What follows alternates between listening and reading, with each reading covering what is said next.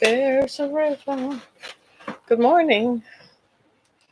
1 minute until showtime. There's a river.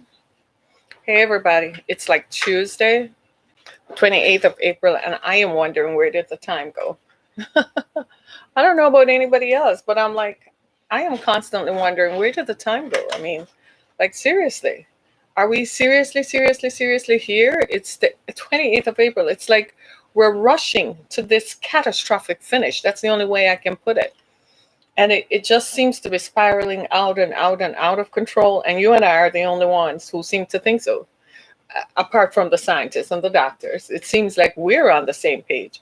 But somehow our leaders don't get it. Even here in Michigan, our governor is under pressure and she is caved into the economic pressure because I guess she wants support, economic support later on to fund her campaign. So to heck with it. I don't care about people, they don't care. I'm going to reopen the state and they all go back to work. Live in 5 seconds. It's kind of the attitude. 3. It's crazy stuff, isn't it? 1. Hey, everybody. Good morning. Thank you so much for joining us. This is Harriet Kamek with Down to Earth. It's the show in which we talk about the issues that matter. And today on our show, we're going to talk about why are so many of us having weird pandemic dreams? Like, seriously. Why are so many of us having these weird dreams that are attributable to the pandemic because we've never had them before? All kinds of weird scenarios, all kinds of weird things are happening in our dreams that maybe we never even thought about before. Maybe we never, you and I probably never imagined a day and time in which we would ever find ourselves talking about these kinds of dreams. I mean, I myself have had these dreams that make me wake up in the mornings. I think yesterday I woke up with a headache because I just kept having the weirdest nightmares over and over and over. Lord have mercy. So why are so many of us having these weird dreams? We're going to talk about that for a minute. But I wanted to ask you, how are you doing? How are you doing? How do you feel about the pandemic and how are you feeling about states reopening? Here in Michigan, for instance, our governor was firm on her emergency stay-at-home order, but due to pressure from the Republicans, it's not the people, because most people want to stay at home now that we have seen how people are dying from it. But she caved into political pressure from the Republicans and, of course, maybe some of her big business supporters who want money. So they want people to go back to work into environments that are not safe. And it is the funny thing because we're gradually reopening the states, like they've reopened, like I can go to Home Depot now and buy gardening products. So I hope Home Depot is going to implement social distancing because some of us don't know what social distancing is. She has reopened golfing. So people are on the golf course saying, I'm practicing social distancing. I'm 6 feet away. I'm 10 feet away. Sure. Okay. You're not going into the clubhouse, but you're going to the bathroom, though. That's a common area. Okay. And I thought the goal was to prevent people from congregating, period, to minimize contact as much as possible. I thought that was the goal rather. Kroger supermarkets has something called Q Vision, Q Tech Vision, Q Tech, Q Tech Vision technology that they say they use to determine if there are too many people in their stores, then they will close the door and set a security guard there who won't allow anyone else in until people have gone out. I think that is responsible, don't you think? I think that's very responsible. I've been to Home Depot and had to stand outside and wait. I've been to the grocery store. Believe me, going to Home Depot was a necessity because all kinds of things arise. You still have pipes in your house that flush, right? You still have those kinds of things. So those kinds of things are going to happen nonetheless. And you can't find a plumber because you don't want them in your house either because you don't know what anybody has, right? So you kind of have to do it yourself, right? And it's spring, so you can't call the pest control people who normally come around at this time of the year because it's everything has melted here in Michigan now. You can't call anybody to come because you don't know what people have, and I suspect that that's not going to happen. So I'm going to have to do a lot of that stuff myself because I don't want to come in contact with too many people. So now that the governor of Michigan has caved in, she literally has caved into political pressure. She's now talking about reopening the state and talking about it being a re-engagement plan. And I'm looking at her like, girl, I thought you had more backbone than that. Like, you really seriously gave into pressure. So what if they want to take you to court? They can't overturn you. They're citing a 1945 law in which the governor can cause emergency powers. They want to overturn that and place barriers and restrictions on what the governor can. I don't think that that's going to pass with the people, because even the governor herself is saying, I don't want to do that to future governors, because everybody should have the power to feel that whatever they need to do, they can do it without going to an argumentative legislature who really are just some boys. Let's just face it. If she were a man, if she were a man, she wouldn't be having this problem. But it's just a group of men who, as usual, want to dumb down a woman and make her cave in and make her feel like, if you don't do this, I'm not going to support you. And I run for 4 years and the people will vote me in. But that's me. I'm not her, right? I'm not walking in her shoes. I don't know what it's like to have to live with democratization, right? And have to make cogitation and make diplomatic calls across the board. I don't know what that is like. I kind of just call it like I see it. Okay, so you don't want to support me? Fine. Bye. Thanks for your time with me. Goodbye. And God bless you. I'm moving on. But do you see what I mean? So now she's caved into pressure and is about to throw us right smack back to where we were before.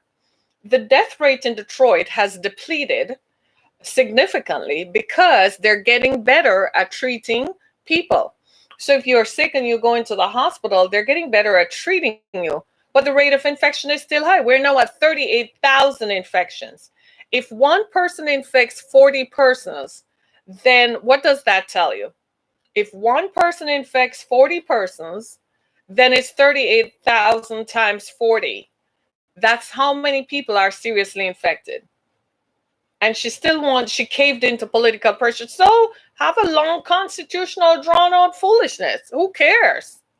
Like, what are they going to do? They're just a group. And when you look at the people who are bringing this action forward, look, you all, they're not even from Southeast Michigan. They're from way out in the boondocks up there somewhere. They're just bored. They got into political office so they could escape the boredom they lived in. They don't have any action going on in Charlotte, wherever that is, in upstate Michigan. I'm serious. They don't have anything going on. They're really just looking to come down to Lansing, where they get all the action they want, all the extramarital affairs, whether they have sex with boys, girls, or whomever. They can go to the pub and drink and socialize. That's really what. They're just bored. They're just plain old bored, and they're tired of being at home with their wives. So just call that girl down there and just let her get her act together. How dare her tell me what to do? After all, I'm the man. And she's just sitting there caving into it. If it were me, it would be like, get yourselves out of here. You ain't going to tell me what to do. The people voted me, not you. You didn't vote for me. Sit yourselves down until we're done with this. But then that's me. That's how she chooses. We thought she was with it and had it going on. But now she's going to throw us all back into the middle of it. So here is the message to everybody. It is not safe to go out. All the models, all the projected models are saying it's not safe to go out there today. It's not safe to go out there until June. Are you listening to me? As a matter of fact, in the state of Georgia, one of the models predicts that it's not safe for people to go out until June 28th. So going out early is going to set us back. So what's going to happen is we're going to go back into more infections, more deaths, and it's just going to keep going until we find ourselves in the fall and we can't open anything. Schools can't open and nothing can open, and our whole way of life is disrupted. Why? Because a group of angry people who have nothing better to do. They've never been disenfranchised in their lives. They don't know what it means to be without, who just really just want their own way. That's all that it is. They just want to see themselves at the forefront of something, want to determine what happens for the rest of us. Sir, you're not going to do that for me. So take yourselves back to whatever places in cornfields in Michigan you come from, and whatever woods, and sit yourselves up there. You don't want to deal with the stuff we're dealing with down here. Because first of all, you don't have the medical infrastructure. That's another thing these people don't take into consideration. In the rural parts of the country, you don't have the medical infrastructure to handle large-scale virus infections. I don't know what you're all fighting for. I don't know why you're in such a rush. You should be the one saying, you know something, keep that stuff until you guys fix it. Instead, you want to rush right into it and want to go back to life as normal. I want to ask you all, I wish I could get in front of all these Republican legislators from upstate Michigan. I wish I could get in front of them. And I want to ask them this question. What's your problem? Boys, what's your problem? What do you want? You want to drink? Go drink at home. Get your buddies together and have a drink on your front porch. You want to play golf? Go take some balls on your lawn and knock some nines. That's what you want to do. But you don't want to deal with this stuff that we're dealing with here because you can't handle it. Your systems can't handle it. You're driving around ravines and stuff on two-way roads where it's one way up and one way back. What the heck? Even some parts of Lansing, for crying out loud, when you start going on some parts of Lansing, this is you kind of like, and this is the state capital. And believe me, I love my state and I love Lansing. I love my state. Michigan is very diverse in terms of geography. And as diverse as it is geographically, it is as diverse politically, racially, and ethnically. And we are not together. We're not on the same page. So I feel like the governor needs to get back to her hardline self and lay the law down, whether the boys like it or not, and tell them, boys, knock it off. What's your problem? You don't live like President Trump. President Trump is in a bubble. You can't get near to him. He has a series of doctors and scientists all around him. He can say whatever he wants to say. He's not out here in the trenches. You cannot get to him. He has a bubble around him. So what are you trying to do? You have to look at where you are, because I tell you right now, some of you folks up in northern Michigan who are planning to come down here on the 30th to March, I just want to ask you this question. You all have underlying health conditions anyway, because you all smoke your tobacco. Let's be clear. So once you smoke, you have opened your lungs up to this virus. That's number one. Number two, you drink like a fish. Did you know that drinking and this virus don't go together? So you're all going to be wasted anyway. Why are you putting yourselves in a position to infect yourselves and then go back and take it to your vulnerable populations where you neither have the roads, the infrastructure, nor the medical infrastructure to deal with a large-scale health crisis, such as we're dealing with here in Southeast Michigan? One hospital system has 8 hospitals. That's Beaumont. Right? Then there's Henry Ford Hospital. Then there's DMC. Together, we have more than 40 hospitals in the Metro Detroit area. I kid you not. And we still had to think about using a large commercial venue in the event that we get infected. And I'm going to say to the mayor, don't shut that plan down, because it's going to happen, because they're pushing us to go back to work. They're pushing us to get us back so the people will get sick. As for me and my house, we ain't going to get sick, period, because this is ridiculous. And the governor should have stayed her course. And this is where she's going to lose wide-scale support. The support she enjoyed, she's going to lose it by the people who matter, the people who actually vote, because the people upstate Michigan ain't voting for her, right? Because they're voting red state anyway. So she should have looked at, well, where does my support come from? I am just saying, and I know they listen to my podcast. I know they listen. So they listen to everything. So Governor Gretchen, you kind of dropped the ball here, darling. You need to get back on the horse and tell the boys, knock it off. And you boys up in upstate Michigan, knock it off. Go sit down and wait for this to pass over. You don't want this to pass over you? Okay, if you don't want it to pass over you, come down here and deal with it. Because now we're developing some immunity to it because we're interacting with it. We don't have a choice. I have to go to the grocery store. I need some potted plants for my porch. It's spring. Anybody gonna help me? Luckily, they reopened so the landscapers could come and do it. I am so happy because now my lawn is gonna get cut. I have a lot of lawn to cut. right? So my lawn is going to get cut. So that's going to reduce, the grass being too high and all kinds of stuff that happens, mosquitoes and all that, right? This is Michigan after all. We're bug city, y'all. Total bug city. Just like Florida, the same thing here when it gets warm. Okay? So we need to really look at a concerted effort to keep our population. I know that it doesn't matter. I know it's very difficult for some of you who are in political leadership to think of others if they don't look like you. I know how that can be. I see what your thinking is. I don't agree with it, but I see how you get mired into just thinking about the people who look like you. And if it's not affecting them, not yet. You've got to be kidding me. You thought this virus did not start in New York City. It started in New Rochelle, a suburb of New York City. Then it went widespread throughout the city. I don't understand what we're not seeing about this. Or you just think it's happening in New York because they're liberals. You think this is a liberal thing? Well, we have a Republican president in the White House and it still happened. So this ain't a liberal thing. This is something that China developed. So instead of making the governor and the people and the scientists and the people who are disagreeing with your economic position, the enemy, our common enemy, is the virus that started in China. That's where we need to focus on. We need to come together and say, well, it's about time we start sanctioning China. That's what we need to do. That's our common enemy. Our common enemy is not ourselves. It's not the people on the front line trying to fight it.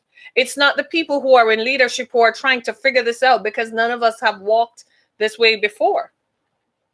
Our common enemy is the virus.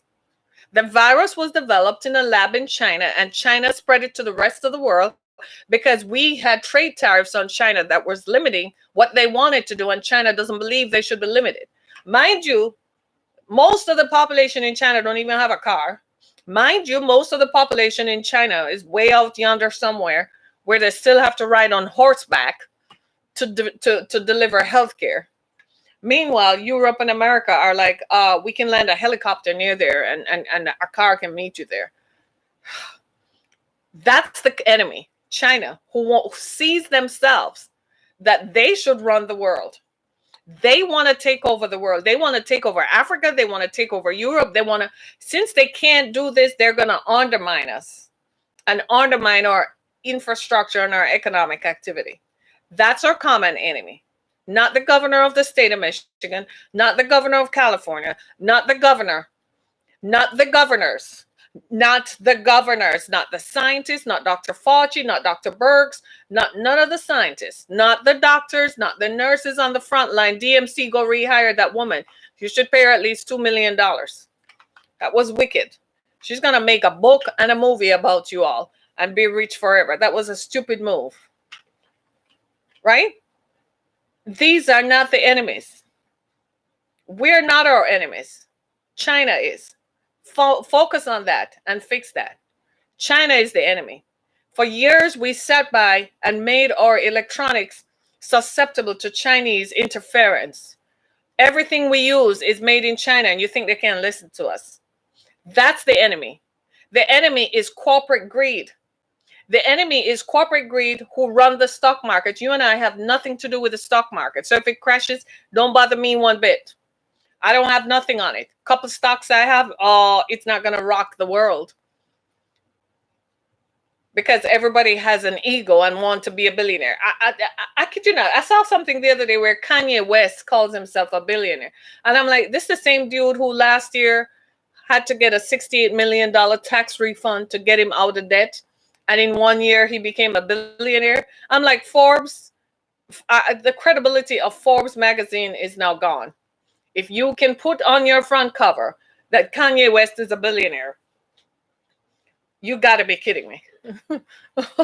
Right? Our common enemy is China right now. And that's where we need to focus on. Our common enemy are not our people whom you are sending back into the front lines. We need the people to make the country strong and to rebuild the country. Are you seriously listening? You ever watch? You ever studied the world wars? You ever notice that when things come back to normal, it's the people You need the people to be healthy, to rebuild the country. I don't know which models you're looking at. You don't need the people to die because you don't want them to be able to vote in an election. You're still not going to win the election. If it is to be, it will be. You need the people to rebuild the country, because when the election is over, we're all going to sit down and want to sing Old Glory and have barbecues and stuff. Memorial Day and 4th of July and Labor Day. I don't even want to think about that. That's, this is just crazy. Okay? We need the people. And these are the things that are contributing to why so many of us are having dreams. We're having the weirdest dreams. People are dreaming about using their hands a lot. People are dreaming that they were trying to help someone and they can't help someone. I have the weirdest dreams. I dreamt one night that we were taken over by Russia. Kid you not, that we all had to go speak Russian. And most of us, we can't speak Russian. So you can just imagine. They lined us all up and put us in a concentration camp. This was a dream. Then a couple nights ago, I dreamt that imagine all of us in the United States had to go to France. France can't hold us. We would trample over there. I kid you not. It's the weirdest thing. I'm just glad that Putin has his own mess dealing with right now, because there are people in Russia who are sick, and he's caught up in that. You notice how quiet he is? That means he's really feeling it right now. Because, in Russia, they don't treat their people well. So their people live in hovels and live in apartment buildings without heat. I kid you not. They don't believe in having heated spaces. So outside of St. Petersburg Square, the rest of the country is like one giant rural area. Isn't it amazing that these are the people who want to take over the whole world? They have no civilization to think of. They're despotic and dictatorial and want to take over the world, and they don't have a lick of thing for their own people to deal with. Thank God for the United States. That's why we're all having dreams. We're worried about our national security. We're worried that if they can let loose a virus that can come here and make us all sick, what else can they do? We're worried. That's what's causing all these weird dreams. We're worried that we're not as safe as we thought we were. We're worried if the stock market will get back. What will happen to all my stock in my pension fund? What will happen to my 401k? What if I have to retire in a year or two? What's going to happen? We're all worried. We're worried about the economic forecast. We're worried about if you're farmers. Did you read that farmers are losing millions? They're about to get rid of all the meat and all the livestock that they have because they have no markets to send it. They've been dumping milk forever. We're worried about that. We're worried about the state of our economy. We're worried about our political future, because if it weren't an election year, we probably would just, be okay. But it's an election year.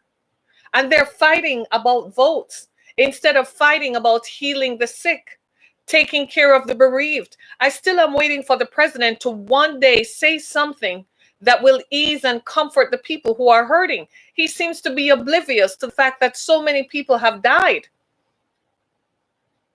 He's oblivious. 10,000 people voted for him in Detroit, and we have lost more than 1,000 people in Detroit due to the coronavirus. And the president has not one day said, I love you and I'm with you. Let me come over there and see what can be done. Let me send some resources. Nothing. But he's in front of the cameras every day talking about himself. These are the things that are making us ponder. We're looking... Every day you get up, you look at your leaders and you're like, you're even worried for the president, because you're like, then what happens if he's not around? Who's going to take over? Pence? Then what happens if something happens to Pence? Then you look at Nancy Pelosi, she's 80. Pence is in his late 60s. The president is in his 70s. And all of a sudden we are like, whoa, whoa, whoa, whoa, whoa, whoa. According to the Constitution, those are the three people. Nothing can happen to those three people. Those people need to live in an artificial bubble, like a plastic thing where only them breathe in and nobody comes near them. We're worried about stuff like that. We're worried about when we heard that a Navy destroyer based in Guam, where everybody on it got sick. We're worried about the firing of a Navy captain without reason. You don't interfere with the military. Why would you want to do that? Those people give their lives in service. They don't do anything. Leave them alone. We're worried about stuff like that. We're worried about, will we have enough food? Because now it's not that we don't have the food or food supply, or we've been talking about this for a month, more than a month now, that our food supply or chain is breaking. We're worried about that. So you go to bed at night and you want to sleep? Sure. You're worried about what's happening to all these people who are dying and they can't bury them. Do we have stuff like that? Do we have enough space to bury them? And we're all tapping into the collective grief of people who have died and who can't get anything done. We're tapping into it, that they can't bury there. So there's no proper disposition to allow for closure. We can't observe mourning rites. Hallelujah. Isn't that something to ponder about? We're looking at things and we're looking at the way we work now, and then we're like some sort of resentment. Like, I could have worked like this all this time. I didn't have to get up and go into work every day. I could have worked from home 2 or 3 days a week. It would have saved my previous marriage. My children wouldn't have grown up and hated me so much. We're looking at healthcare and we're like, dang, you mean to tell me a pandemic came in and we couldn't even sustain that? So these are the things that are contributing to our dreams. Right? And it's not just here. It's around the world. We're all separated in lockdowns, but we're all having these bizarre dreams. And despite the fact that, we're all getting together by Zoom to work, right? And we're doing Skyping and so on. The fact of the matter is, we're still not as connected as we like to be. And we didn't realize how much we liked the human face-to-face interaction. Is that happening to you, where when you go to the grocery store, you're just so glad to have a conversation with another human being whom you're not related to? Say amen, somebody. I know that happens to me. I pick up the phone and call people just to talk to someone else. Right? I turned the TV on. And sometimes nowadays, when I turn the TV on, right, and I'm watching TV and I see ads, and I'm like, was that another time?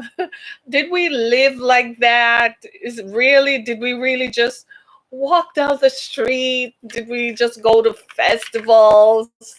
Did we just go shopping? Did we just go out to eat? I kid you not. Did we just get on a plane and go somewhere because we felt like it and it was time to vacation or whatever? I kid you not.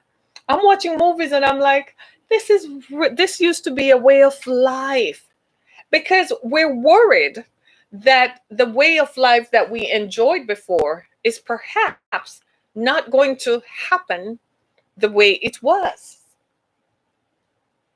I was reading something yesterday in the Detroit Free Press that freepress.com, if you so care to, and they were giving a discourse on possible timelines for reopening. And they spoke with 3 major public university presidents in the state. Of course, Michigan State, go Spartans, and University of Michigan, and Wayne State University, go Warriors. You can tell which of the 3 I like.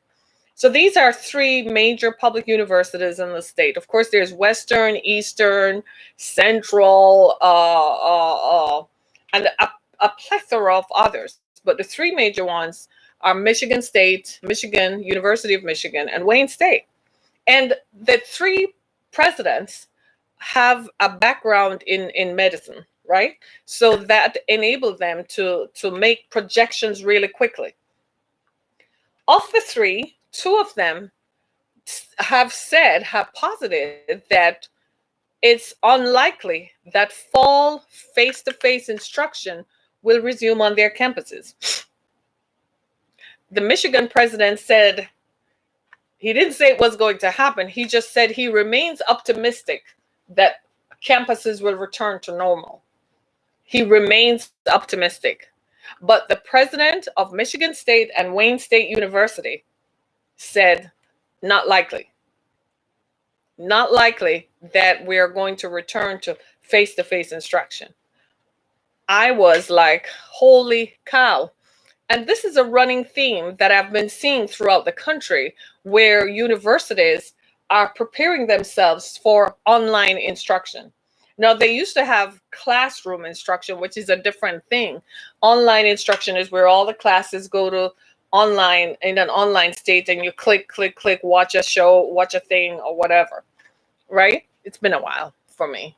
Yeah, you can tell, right? So when you look at that, you have to say to yourself, what do they know that we don't know? And it makes these three of them sit on the Economic Recovery Council with a governor.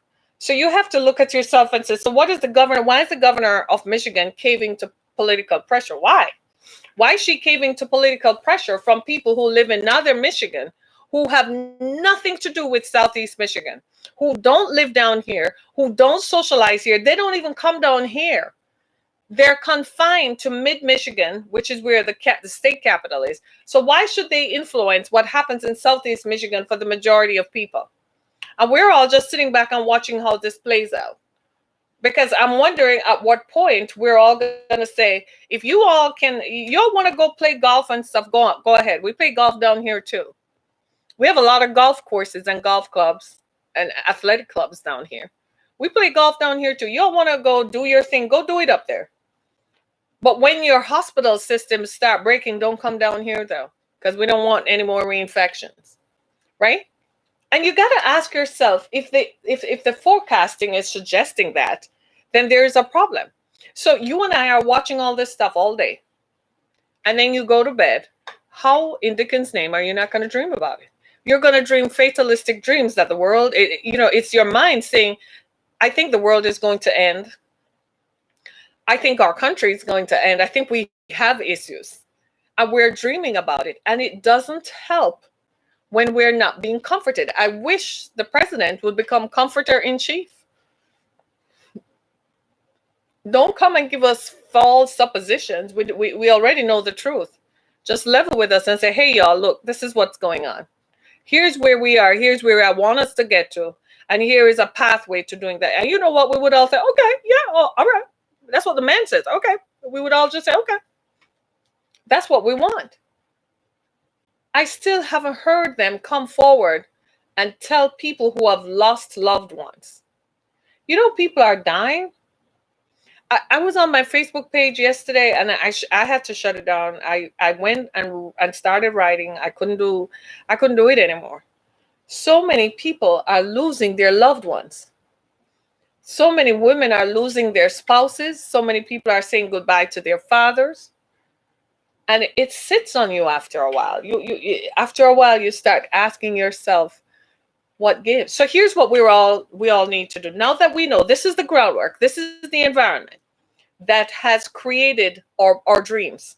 This is the environment that is driving what happens in our dreams. We watch TV, we watch the briefings from our governors, right, across the country. We watch the decisions that they make. And we realize that some people are not acting in our best interest. So we do feel a tad out of control. Like, I don't have any control over this. If I lived in Georgia, for instance, and the governor of the state of Georgia reopened the state and said barbershops and blah, blah, blah could go back, and I worked in a barbershop or so on, I don't know what I would do. What does that mean for those people? Does that mean that they can't claim unemployment? You see where I'm coming from? So people are worried. Then we look at people haven't paid their mortgage in 2 months. Some people are hitting 3 months that they haven't paid. They've only paid 1 month's rent, and it's been 3 months. The 1st of May is right around the corner. How that rent is going to be paid. Some people haven't gotten their stimulus checks. We're going to do a follow-up show on it this week. Some people still never got it, and they're the people who desperately need it to go buy food. These are the things that we're thinking about. And it's driving the reasons why we are so we're dreaming. Now, how can we alleviate this? Here's what I do. I know that I'm going to have dreams. So one of the things that I do to minimize my contact is I try not to read anything after 9 o'clock. I know I'm going to settle down, so I start watching. Can I just suggest, might I just suggest something? That at least twice a week you have movie night with your family. Just have movie night where you all get together. You either do popcorn or whatever it is that turns you on, whatever it is, and you sit down and you watch a movie together. We're all cooking more, but we realize we're stress cooking. We're all stress eating. So we're going to look vastly different when we come out of quarantine. I personally plan to come out of quarantine looking like I had plastic surgery. That's my goal. Whether or not that is achievable is something else. Right? But think about it, right? So we're stress cooking. Keep doing it because it helps. We're stress baking. People are baking, baking, baking because we're stressed. Keep doing that. It's helping. It's helping us to cope because we're getting the effort out. You know what I mean? We're getting all the stress out. Stay more in touch with family and friends. Zoom people, FaceTime people, Skype people. Call them. If somebody comes across your mind, pick up the phone and call them. Somebody you went to college with 25 years ago, 30 years ago, pick up the phone and call them. Get on your Facebook page and look for people and video chat with people. Stay in touch with people whom you connect with around the world, right? Sunday night movies again. Yeah. And we just, yeah, of course. One of my viewers is saying somebody, one station has started Sunday night movies again. Imagine that. Find something to watch that you enjoy. Binge watch something during the day, and monitor what you watch. Don't watch a lot of stuff with, a lot of shooting and murder and stuff, because it will sit collectively on your psyche. Find something that is appealing, that you can sit back and watch, and make brownies. Hello, chocolate, anyone? Make a chocolate cake, make chocolate brownies, drink hot chocolate, make it cold if you want to, but drink something that is soothing. These are ways to cope so that you go to bed relaxed. And here is the biggest thing I can tell you is pray. I've asked everyone to join me praying at 10:30 at night. No, I'm praying. So I'm not talking to you, but I'm praying. So at 10:30, wherever you are, whatever time 10:30 is for you, if it's Eastern Standard, Pacific Mountain, if you're on the other side of the world, let us pray at 10:30 p.m. Let us all get together and pray at 10:30 p.m. Whatever time, it's 10:30 p.m. for me on the East Coast, is 7:30 on the West Coast. So when it gets to 10:30 p.m. on the West Coast, everybody on the West Coast should go to pray at 10:30. Let us all just set a time. It's 10:30 p.m. Whether you're on the East Coast, West Coast, mid coast, wherever you are. When the clock strikes 10:30 p.m., let's pray. It will help. It helps you to feel that you're handing over control of everything else in your life to a trusted source. Because now we realize that we can't trust China because they're making viruses to make us sick. And we're really not sure what direction we're going in. So let me hand this over to God and let me pray about this. It's Ramadan and people can't make their journey to Mecca. It was Easter and we couldn't go to St. Peter's Basilica either. We couldn't even go to our local church. Dang. That is telling us that those gatherings are not as important as we have made them be over the years. What is really important is what's going on in the way we think, right? And since thinking is what is going to win this game, like every game, we're going to have to strategize what we think about prior to bedtime. So if you are married or you have a spouse, you live with someone, start playing games before you go to bed. Start talking to one another. Get more hugs from one another. Tell each other nice things about each other. This is what I like about you. This is what I don't like about you. I really don't like the way you eat everything when I cook it before dinner is served. You might get a laugh out of that. Well, you kind of don't turn up the toilet seat, so that kind of is a problem for me. You don't do the laundry. You see what I'm saying? Talk to one another, say nice things to one another, and make plans for getting out of this. Regardless of whatever, still plan for it. What that does is give you hope for the future. Don't sit in the doom and gloom and focus on the fact that you can't bury your parents or you can't bury your loved ones. Don't focus on that. Because if they could talk, they would tell us, get on with it. Get on with your life, no matter what. Get on with your life. Make plans for what's going to happen.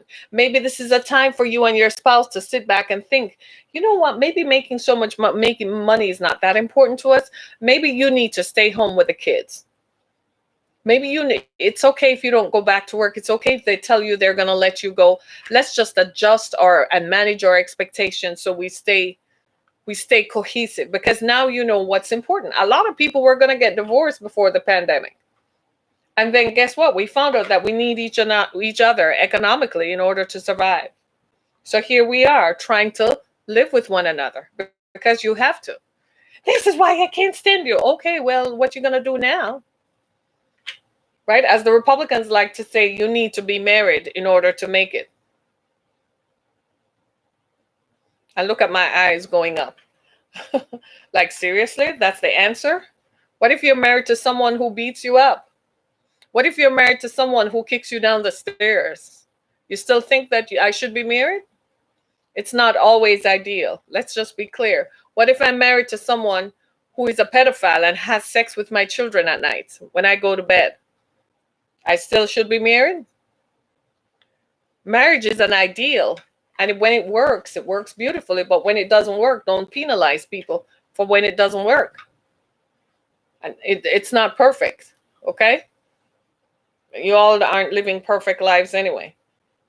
But do you see what I mean? There's some things we can't control. Like, you're worried about your job. Can I ask you something? If you worry about it anymore, is that going to change it? Will it change? No. If you worry and stay up all night about your job, tomorrow morning when you wake up, is that going to change it? Not at all. If you worry about your marriage, when you wake up tomorrow, is that going to make it better? No. You know what will happen? Your blood pressure will go up and you will get sick. And then you realize that you need you healthily in order to stay in the game. So don't worry about anything and pray about everything. Yes, prayer works. It doesn't have to be grand. Like, you don't have to go buy a prayer journal and write stuff down in it. That would be good if you do, but you don't have to. You don't have to go order something online to wait for it. You just need at 10:30 p.m. at night to just say, Lord, I don't know what's going on and I really don't know how to cope with this. Help me. Just start a very simple prayer. I usually tell people to start with the Lord's Prayer. If you type that in Google, it's going to pop up and you can read it. Just start right there. Until after a while, you get so used to it that you find that you start unburdening yourselves. I'm not calling you to proselytize and go get other people. I am just saying these are ways to cope. Because these dreams are going to continue the more we feel out of control, especially as the states reopen. And most of us are feeling as if, I don't think we're ready yet. I don't think it's ready yet. Yet they're forcing us to do it. So a lot of us are having some withdrawal issues from that. And I'm saying here are some things to cope. And if you feel so overwhelmed, there are a lot of people who are so worried now that they're contemplating suicide. A lot of people, based on the dreams they're having, based on their economic forecast, where they are, everyone is not financially comfortable. Everyone is not retired and getting a pension or getting Social Security. Everyone is not getting that. So most people are just really sitting back and are very worried.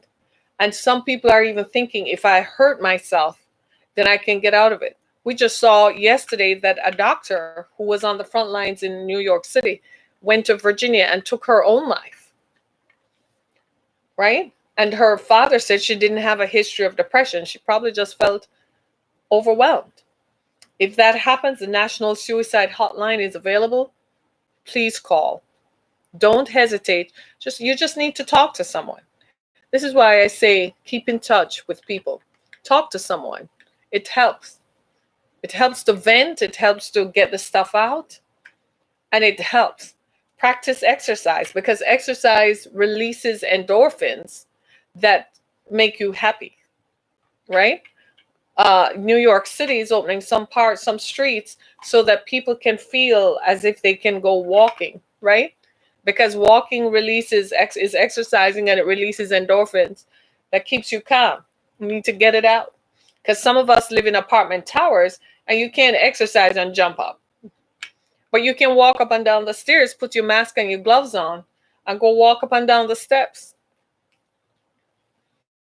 right?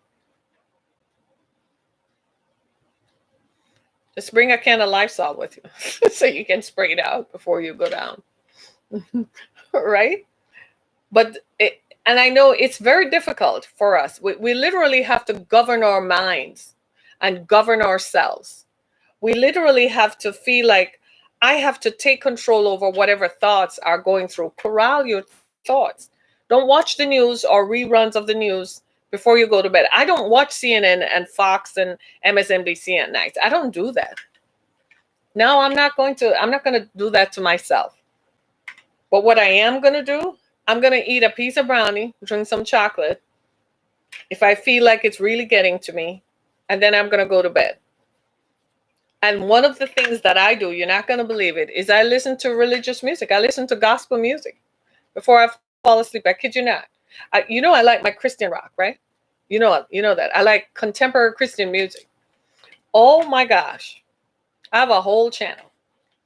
I listen to music before I go to bed. I even put it on YouTube sometimes. I kid you not. Before I fall asleep, I just watch music videos of Christian rock or gospel music, and it sends me to sleep. So I don't fall asleep with images of people wearing masks and so on. That is further going to make me hyperventilate. We're all going through this all at the same time. I do believe, and don't listen to end time ministries. Thank you. You know, these people who are preaching doom and gloom all day, and this is the time when God is exacting vengeance. Hello. Hi.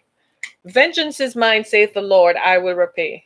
Leave the vengeance up to God. It's been my experience that God will take care of it all. And when I say he knows how to do it, you best believe. Don't listen to them. Don't listen to them, because all they're doing is profiting off your distress. Then they tell you to send in some money, and they're going to send you some oil or something that will make you feel better. They're snake oil salesmen. Don't listen to them. That's not the gospel. And they're being found out right now. You don't need that. Listen to some Christian music, whether it's contemporary Christian music or Christian rock or whatever it is that soothes you. Listen to it before you go to sleep, and it will help you to reduce these kinds of traumatic dreams. Position yourself well. I like to do a little yoga stretches before I go to bed because it releases endorphins that make me relax. You see what I mean? So I like to stretch a little bit because it helps me it releases those happy endorphins that make me feel like, make me feel relieved so that I can fall asleep better. And you all wonder, somebody asked me a few weeks ago, rather facetiously, who keeps me warm at night? And I'm like, seriously, we still talk about stuff like that? In this day and age, right? People do live alone and cope and live happily, right? We just find ways to cope with the stuff of life, right? Get together with family. That's very important. Talk to people. Pick up the phone and talk to people. Don't just text. Call someone.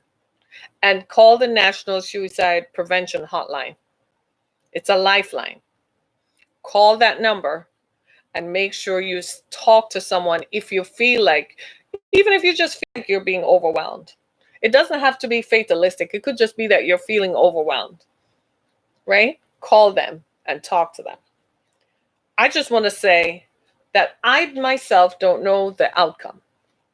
I don't know how for sure how it's all going to end, but I pray that it ends well for all of us. And by well, I mean depending on our circumstances. I pray that there is a concerted effort that comes, that people's lives matter more than money, and that people in leadership positions understand that and make decisions based on that. And if it doesn't work that way, then I'm still going to pray that we are saved somehow from making fatalistic decisions. All I can say is do what you need to do to keep you and your family safe and healthy. And watch something else at nights before you go to bed. Focus on something else. Even if it's just watching a rom-com, like a romantic comedy or something like that, that eases it. And then just before you fall asleep, you put the TV on sleep. And if you are, if you're married, you guys need to cuddle a lot more. If you have a partner, you need to cuddle a lot more. That too helps. Rubbing someone's shoulders, hugging someone, feeling loved. Do that too. Stop the fighting about the bills. The bills are not, it's not your spouse who is the enemy. It's the system. It's the bills. So identify your enemy. It's not you I'm mad with. I'm mad at the situation.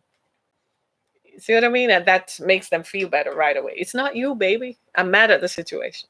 That's fine. And then we'll say, well, let's find a way to work it out. Okay, let's talk about that. Okay? I love you all. Take care of yourselves. It really is important for us to stay mentally healthy and focused during this time. Our mental health is always important, but now more than ever, our mental health is tremendously more important, as it is the building blocks, one of the building blocks and cornerstones of our immune system. My name is Harriet Kimmick. Thank you so much for joining me on this Tuesday, the 28th day of April, 2020. Thank you so much, everybody. Go to my website, harrietkimmick.com, as well as listen to my previous podcasts on iHeartRadio, Spotify, Apple Podcasts, Google Podcasts, wherever your favorite podcast platform is. Thank you so much for joining me. Have a terrific Tuesday. Be blessed, everybody.